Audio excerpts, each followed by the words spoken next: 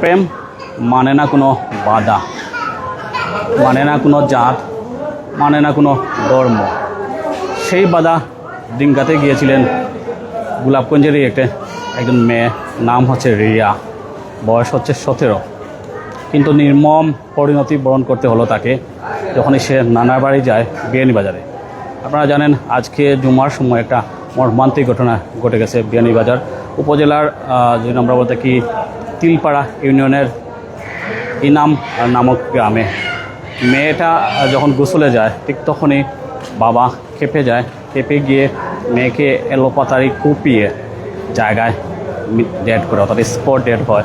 এবং কি যতটুকু দেখা যাচ্ছে মেয়ে হয়তো দায়ের কূপ থেকে বাঁচার জন্য হাত দিয়েছিল এবং এই হাতের এই অংশটা আসলে কেটে যায়, একদম বিচ্ছিন্ন হয়ে যায় এবং গলায় এখানে পথের চিহ্ন রয়েছে এবং রক্তে বেসে যায় পুরোটি গা।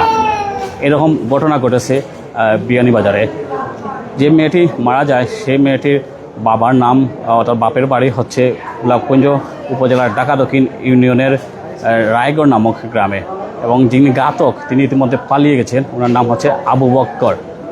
বিষয়টা হচ্ছে এমন একটা বিষয়টা দাঁড়িয়েছে যেখানে প্রেমের বিষয় এবং বাবা এবং মেয়ের মধ্যে যতটুকু মনে হচ্ছে যে এই নিয়ে দীর্ঘদিন ধরে একটা ঝগড়াঝাটি হচ্ছে, মেয়ে মানতেছে না বাবার আদেশ।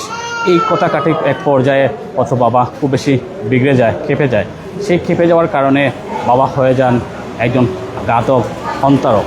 যে জন্মদাতা বাবা মেয়েকে লালন পালন করে বড় করেছেন, 70 বছর লালন পালন করেছেন, সেই বাবাই দায়ের কূপে নির্মমভাবে হত্যা করেন আপন মেয়েকে।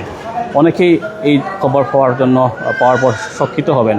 আসলে প্রেম বর্তমান সমাজে এখনও বৈধ হয়নি, বাংলাদেশের প্রেক্ষাপটে প্রেম কখনো বৈধ হয়নি। তবে যেহেতু প্রেমের কালচারটা দীর্ঘদিনের ইতিহাস, আপনারা জানেন যত যুগ থেকে এই আদি যুগ থেকে প্রেমের ইতিহাস চলে আসতেছে, কিন্তু এই কারণে যে একজন বাবা একজন মেয়েকে হত্যা করবে সেটা অনেকেই মানতে নারাজ।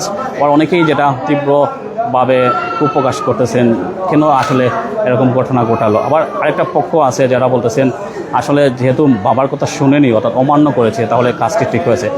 কাজ ঠিক হয়েছে কি ব্যাঠিক হয়েছে সেটা আমরা মূল্যায়নে যাব না। তবে যেটা বলছি, যিনি ঘাতক তিনি যারা কাজ করেছেন সেটা আইন অনুযায়ী দণ্ডনীয় অপরাধ। আইন অনুযায়ী তিনি একজন দোষী সাব্যস্ত হবেন অবশ্যই।